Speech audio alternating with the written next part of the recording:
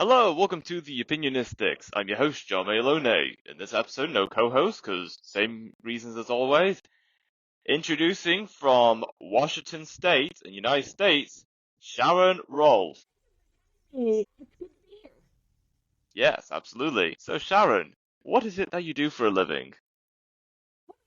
living is help people know who they are on the inside. We have things that I think are invisible to others, like like our personality and our talents and our values and what guiding principles we live by. And I help them align their life with their what I describe as their inner spark or even their soul. When I first defined mine, and when I started coaching classes, it was the first thing they taught us. And as we were finishing up the assignment, they had us standing in a circle and reading our essence statement is what they called it at the time to each other. And I kind of noticed that people were kind of sniffling a little bit as they read or said their statement. And I thought, well, what's that about? And then when it came my turn, it's like, nobody's ever asked me to define my soul before. And here's what I read to them. I am precious jewel of wisdom. I am colorful collaborator, motivator, and learner.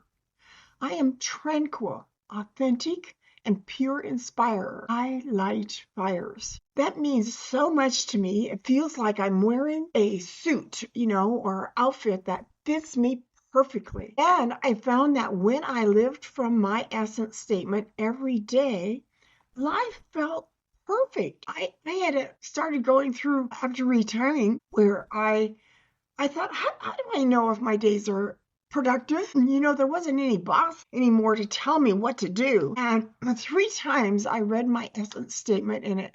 Yeah, when I'm living from what matters to me, every day feels right.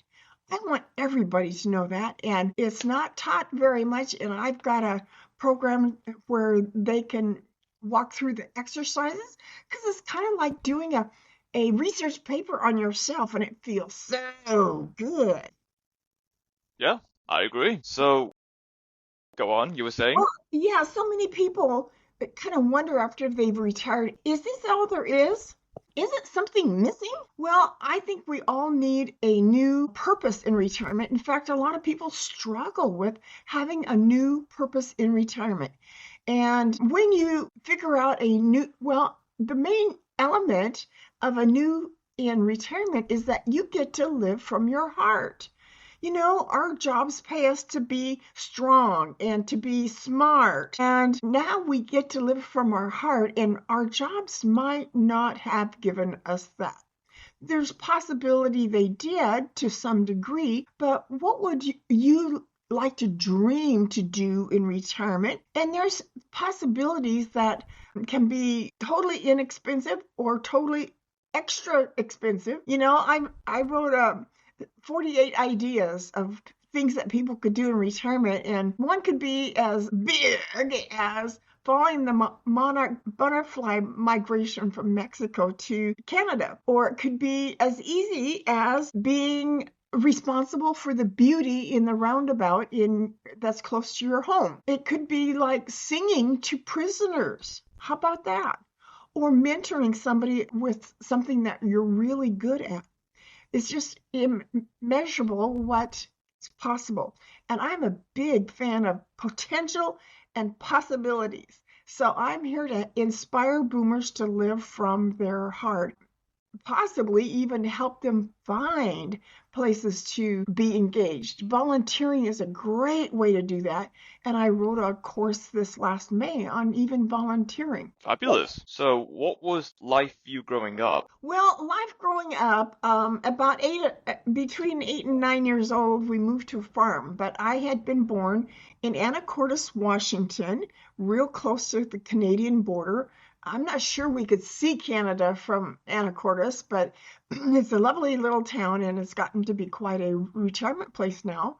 Um, but on the farm, we learned stack hay and milk cows and gather the eggs. And Dad always wanted he liked his apple pie, fresh apple pie all summer long. And so he had from the earliest apples to the latest apples in the season for his fresh apple pies. But as growing up, I wanted to feel invisible. And a lot of people in retirement feel invisible. There was sexual abuse going on in our home for years. And I thought, well, if I double down and don't rock the boat, get good grades, be obedient, I might be safe. And for the most part, I was. But I didn't realize that wanting to feel invisible had actually impacted my whole career. I felt this invisibleness in the deep part of my gut. And yet one thing happened in about the same place, a lower stomach. I was living in Dallas at the time, and we had Mayfest, the first Saturday of May. They would have this kind of artsy thing around the Cowboy Stadium, and I went on a Sunday afternoon, so people were kind of starting to pack up by then. But in the far corner, I found a geometry teacher turned jeweler. His designs were so amazing, so beautiful. And he had what he called stackables. And I tried one of his stackable rings on. Something moved in my gut. Kind of the same place where that invisibleness showed up. And I took them off and I thought, what just happened? I was bewildered. I took them off and put them back on again. The same thing happened. And that's where, when I speak of I am precious jewel of wisdom, I think of those rings. They are a symbol of who I am now. And I think we all sometimes have these amazing moments that kind of time stops and something touches us in the deepest place. So I am now, well, by the time I retired, I also had gotten a profile saying that I was an influencer. Who, me? You've got the wrong person. This is a mistake. And I had never considered myself an influencer. Yeah, I did do Dale Carnegie courses and Toastmasters. But a few months later, I got a call from New York City saying we think you have something to say and would like to have you as a guest on our podcast. And well, okay, I think I do have something to say. I had been collecting words of wisdom for like 20 years. As I read books, I would write down nuggets and put them in a file of something that was worth remembering or inspiring me by. And so I was a guest, and about 4 hours later, I got a call. Well, we think you have energy and worth listening to, and how about you having your own podcast? So I did. I did 6 months worth of weekly podcasts with them, and they are still available on the Spreaker platform. And a little bit later, I partnered with some ladies here in my area, and we did audio and video, and that's called Fresh Courage in Retirement, and it's on several platforms, popular platforms. And I copied a lot of them into my YouTube channel, so it's available for people to follow there. Absolutely. Sounds great. Are there any jobs or opportunities you haven't done yet that you would like to do someday? Well, I did do something recently that I'd been following last year, applying for being a speaker on cruise ships. And then here, lo and behold, a class came up on cruise ship in the end of September on the Royal Caribbean line.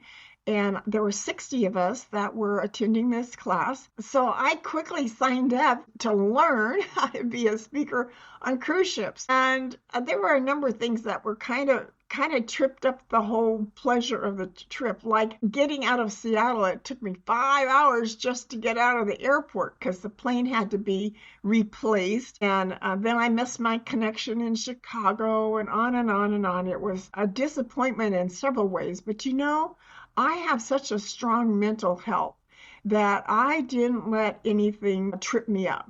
I just went with the flow. It'll work out. It's all okay. And I did catch my cruise ship on time, just barely, and realized maybe cruise ships aren't my kind of fun. The destination was Jamaica, and some of the hurricanes were starting to come through that area then, and we missed Grand Cayman because their port had been damaged with the winds. But I haven't done that yet. I did talk to the help desk about being a speaker, and they told me what to do next. And actually, I haven't done that next step yet.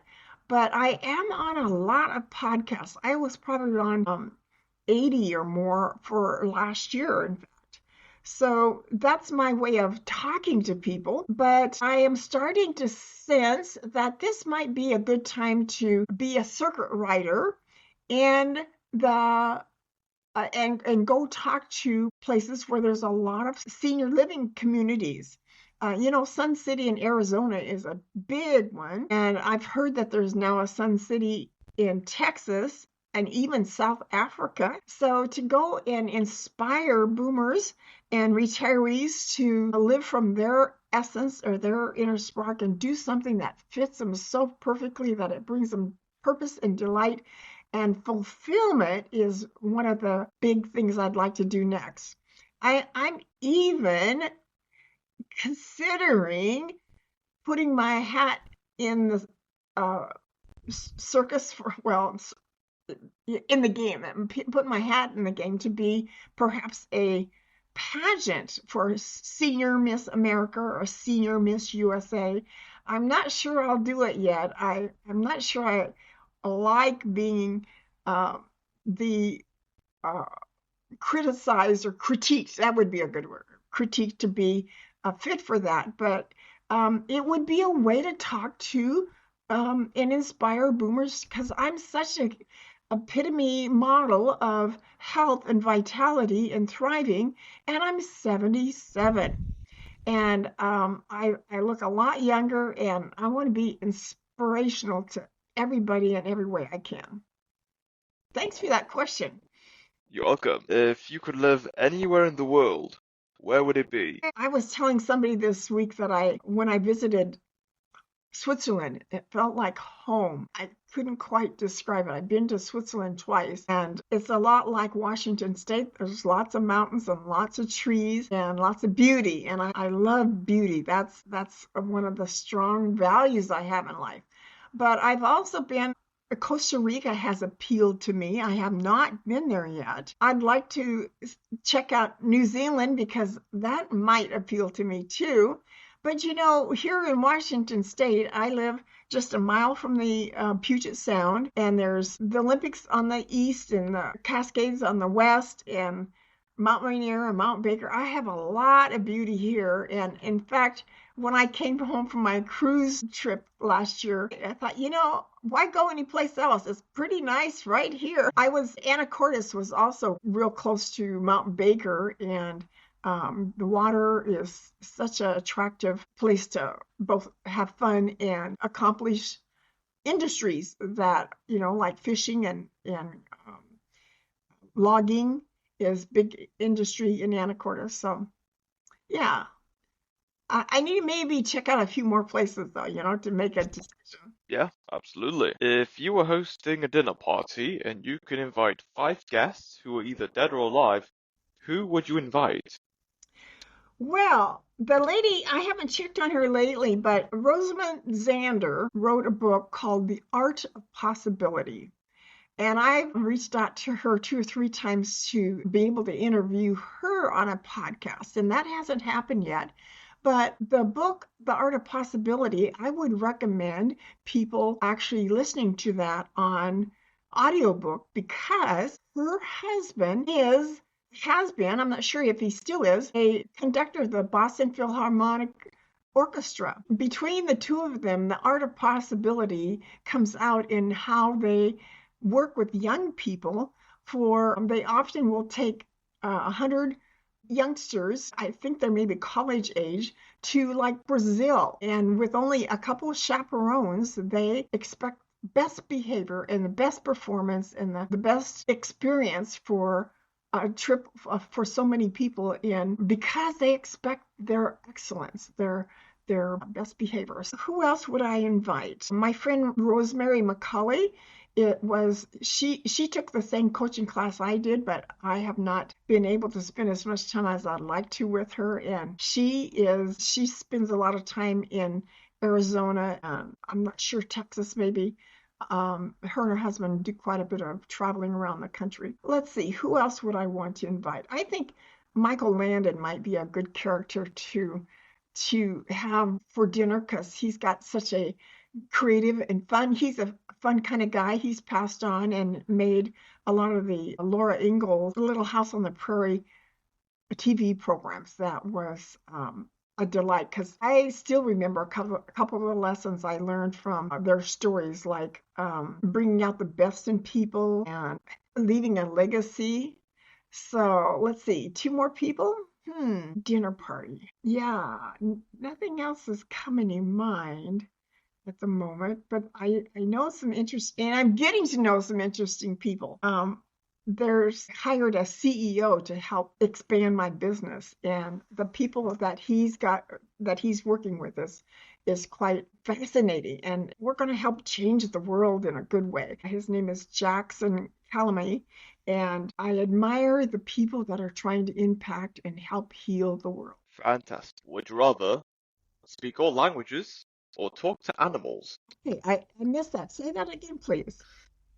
Would you rather speak all languages or talk to animals? I would be trying to work with animals because I take on my walk every day 4 biscuits to feed dogs. And so I've gotten to be quite popular on my walk of giving biscuits to the the dogs that I come across. But I also whistle at the crows, and I actually whistle at squirrels because that makes them scoot and climb trees real fast to get away from, the crows.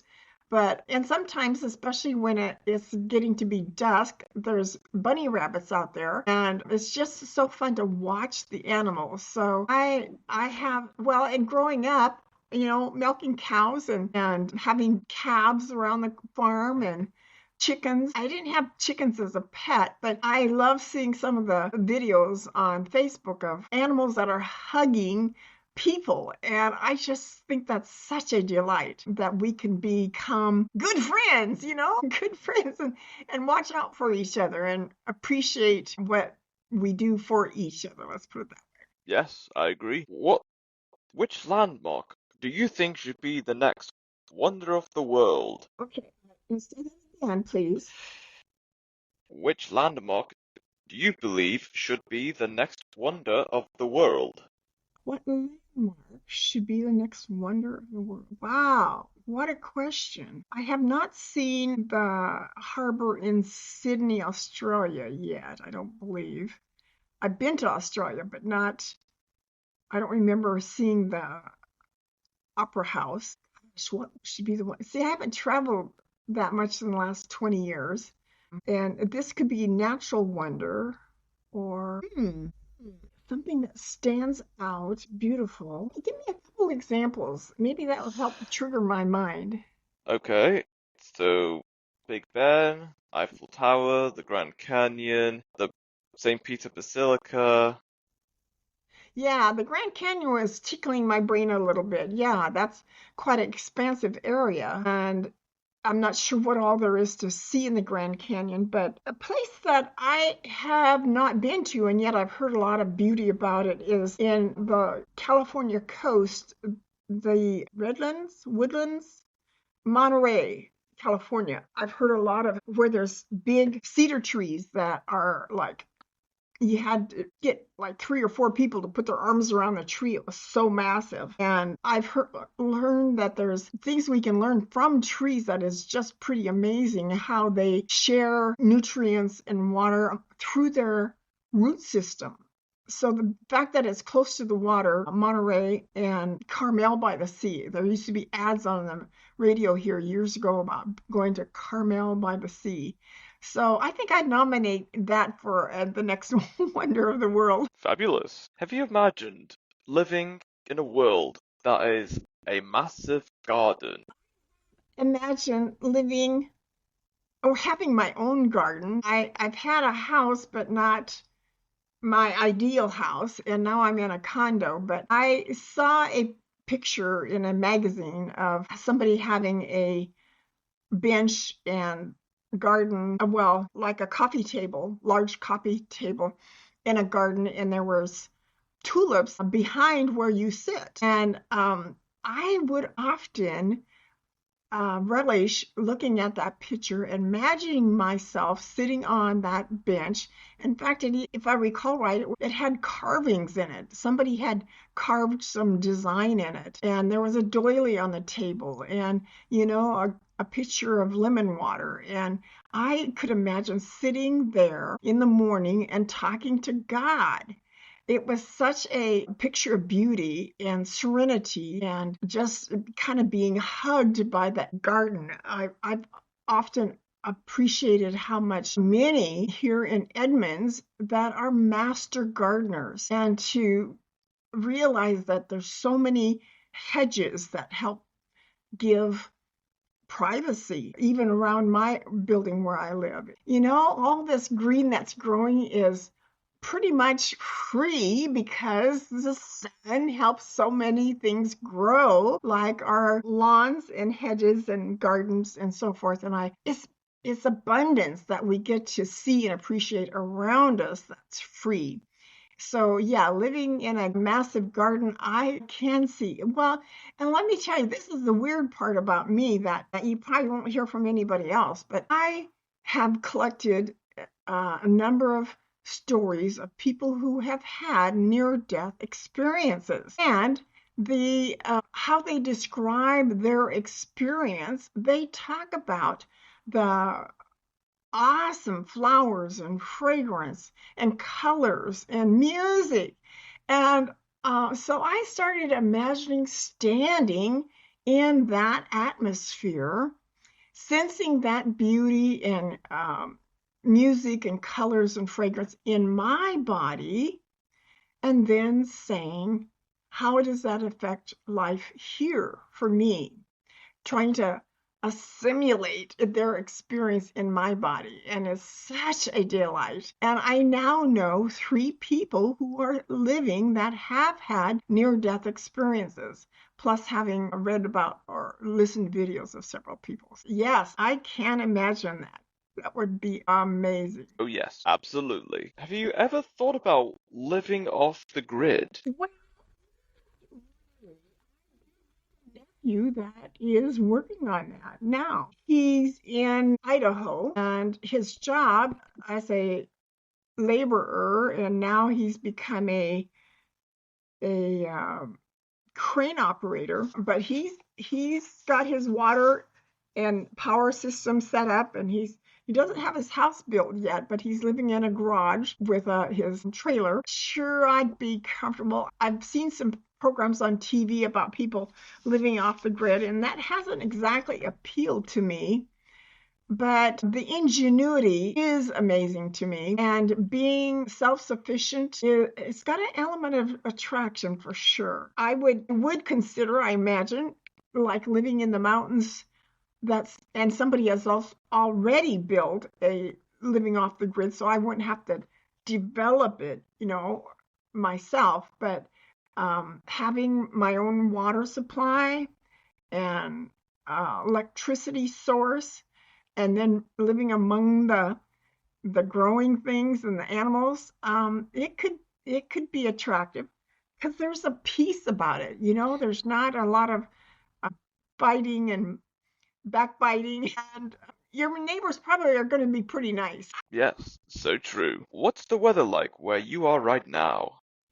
Well, my computer says it's 42 degrees. I did see some sunshine with the dawn of the morning, sunrise, but it's clouded over now, and there's a little bit of sky there, but mostly clouds. And, with our technology, it's supposed to be partly sunny today. So, hey, people, people are quite responsive to when the sun's out. There's more people walking and they're more apt to say hello and notice you as you're passing and walking. So yeah, this is for January. I'll take 42 and partly sunny. That's good for me.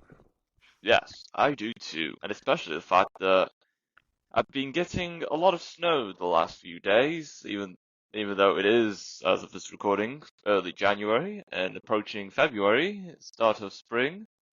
So yeah, Yeah, we get snow here every 2 or 3 years. It's not guaranteed to have snow every winter, but every 2, 3 years, I'll never forget walking. It seemed like it was January and it was down to like 7 degrees for about a week. And I remember walking near a bus stop, I guess. I'm not sure where I was going, but I saw my uncle driving past me, going the other direction, and he didn't even stop and offer to help. I thought, how rude of him. But it was cold for like a week and actually as a teenager, I remember one winter where it was very foggy um, and it had snowed, and the snow didn't melt for 6 weeks. That means 6 weeks it hadn't got above freezing. And that snow turned so ugly, gray, and we were ready to get rid of the snow. wow, that's crazy. Yeah, it was. And that is all we have for this episode. It was great having you on, Sharon, talking about mental strength, your journey, and many other things. It's been incredible. If I could, about mental strength, I had moved to Tampa, Florida with my job. And my friends, before I left, gave me a little goodbye party. And they said, well, one of them said, don't get too homesick to turn around and change your decision until you've given it 6 months. And okay, that sounds like good and advice. And so at 3 months, I was cruising. I thought, I got this. This is gonna be okay. But by the fourth month, I was struggling, getting a little bit anxious and really stretched. And so I did a little bit of research in the Bible and came up with in Joshua chapter 1 and 2. There's several verses there about do not be afraid, be of good courage, be of great courage, do not be afraid. And I started actually stomping my foot and say, I refuse to live my life based on fear. And that changed the course of my life because I started not worrying about stuff. And it's a hard change to make, but that's one of the reasons I think I look so young and healthy, and I'm in charge of my health and I'm in charge of my thinking. And when you control your thoughts, you can control your life. And that's a message that works for a lot of people. Be mentally strong because you're controlling your thoughts and you're not living based on other people's fears. Absolutely. And until next time, stay opinionated.